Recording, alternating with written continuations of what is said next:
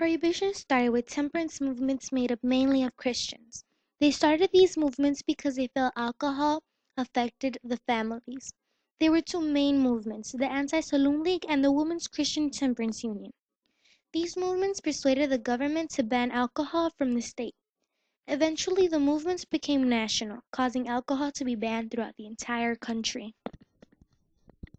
Once prohibition started, so did bootlegging. Al Capone was the main one bootlegging alcohol, and so was Bugs Moran, his rival. When Al Capone found out that Bugs was also bootlegging, he wasn't happy. Al Capone soon went into action. He massacred 7 of Bugs's men. 2 of the gunmen were dressed in police uniforms. After the gunmen made them line up and took away their weapons, they opened fire with machine guns. Police couldn't find evidence to prove it was Al Capone, but the public knew it was him. During the massacre, Capone was out in Miami. The massacre happened February 14, 1929 at about 10:30 a.m. The location was 2122 North Clark Street. There were 90 gunshots.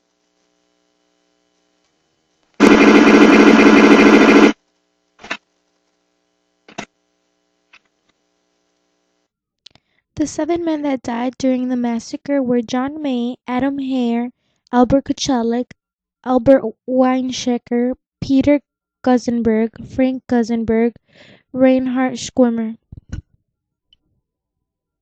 John May was 35 years old, weighed about 150 pounds, and was about 5 feet 8 inches. His tombstone lays under his wife's Haiti May. Adam Hare was 40 years old, weighed about 180 pounds, and was about 5 feet 8 inches. His tombstone is here in Chicago. Albert Kuchelik was 42 years old, weighed about 170 pounds, and was about 5 feet 11 inches. His tombstone is next to his wife's and here in Chicago. Albert Weinsheck was 36 years old, weighed about 200 pounds, and was 5 feet 10 inches. His tombstone is here in Chicago.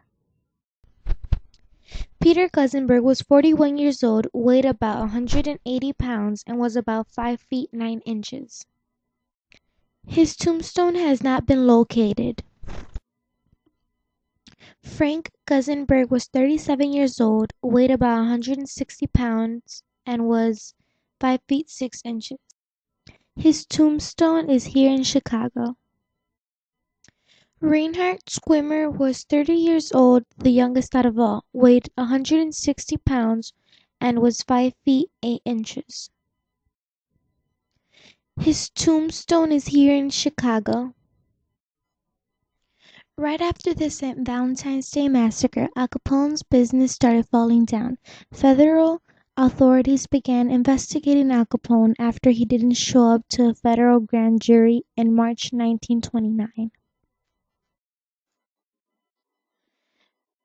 Once Al Capone finally appeared, they arrested him.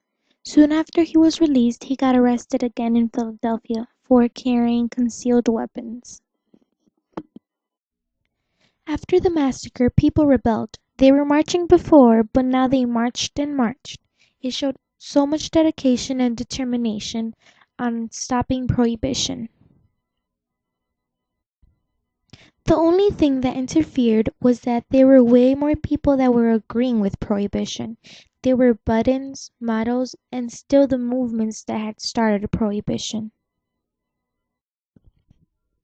Prohibition was soon fading away. There were few states that weren't legalized to drink, but people still did it, leading back to bootlegging. People were still marching for prohibition to end completely. Prohibition soon came to an end on December 5th, 1933. There were newspapers everywhere on how prohibition had ended. Bars were full of people drinking after prohibition had ended.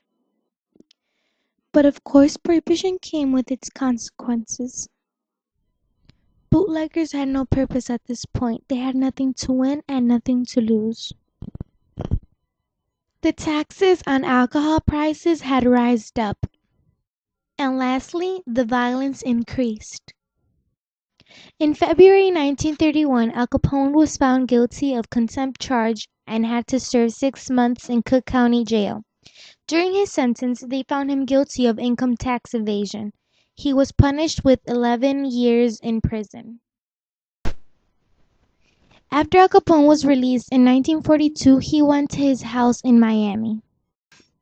In 1947, Al Capone died. His tombstone is here in Chicago at Mount Carmel Cemetery.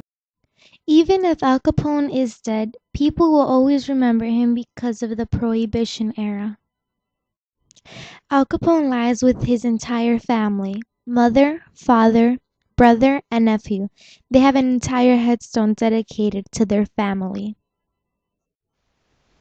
Since Prohibition ended, the number of people drinking alcohol has increased. Not by a lot, but it still has increased. To this day, bars always seem to be full when there's a football game or a Friday night.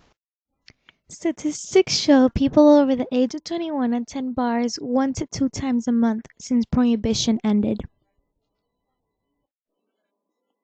Al Capone's cell block from his 9-month sentence remains untouched. It is for display at Eastern State Penitentiary. The wardens at Eastern State Penitentiary gave Capone special treatment and let him put up artwork on the walls and have a radio in his room. His cell had very fine furniture, a comfy bed compared to other cell beds, and a cabinet radio. Capone used the radio after dinner to listen to jazz music. The rugs made the floor warm instead of cold concrete. To conclude, the Valentine Massacre killed 7 of Bugs Moran's gang members. By making it look like it was only an accident, they dressed up as policemen, then taking their weapons and killing them. Capone was hidden in his Miami house. People still found themselves agreeing with Prohibition, soon to find out Prohibition was finally coming to an end. People were happy. They celebrated by going to bars to drink. Bootleggers were ashamed. Taxes for liquor rose. Everything was becoming stable. Al Capone was already dead. Liquor was legal, and it has been for the last 80 years. After everything that happened during this era, alcoholism is a very big thing here in the US. It's an intoxicating beverage against the 18th Amendment, which is one of the main reasons why Prohibition started. The people of that era found a way to stop it, which is something that took a lot of time and dedication of their part. For example, like planning when and where to march and more things like that.